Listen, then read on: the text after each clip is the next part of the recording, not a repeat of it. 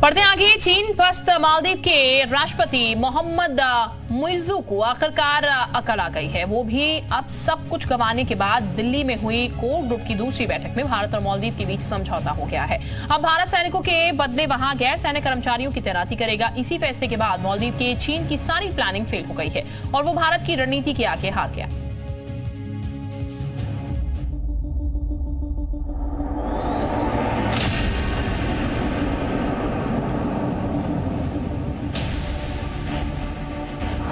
मुइज्जू के भारत विरोधी मंसूबे फेल।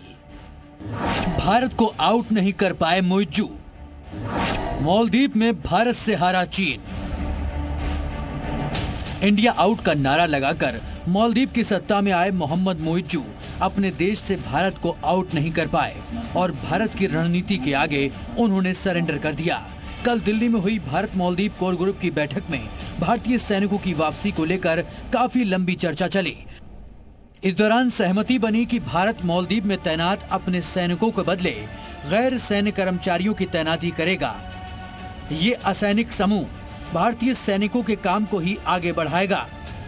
मालदीव के विदेश मंत्रालय के मुताबिक भारत के मालदीव में 3 एविएशन प्लेटफॉर्म हैं। इनमें से एक पर मौजूद सैनिक 10 मार्च तक भारत लौटेंगे। इसके बाद 2 और प्लेटफॉर्म पर मौजूद भारतीय सैनिक 10 मई तक अपने देश चले जाएंगे। मालदीव में करीब 80 भारतीय सैनिक हैं। ये 2 हेलीकॉप्टर और 1 एयरक्राफ्ट का ऑपरेशन संभालते हैं। आमतौर पर इनका इस्तेमाल रेस्क्यू और सरकारी कामों में किया जाता है। भारत अपने सैनिकों की वापसी के बदले मालदीव में सिविलियंस को तैनात करेगा। इस फैसले को दोनों देशों की जीत के तौर पर देखा जा रहा है और चीन की बड़ी हार माना जा रहा है, क्योंकि चीन लगातार मालदीव को भारत विरोधी कदम उठाने के लिए उकसा रहा था।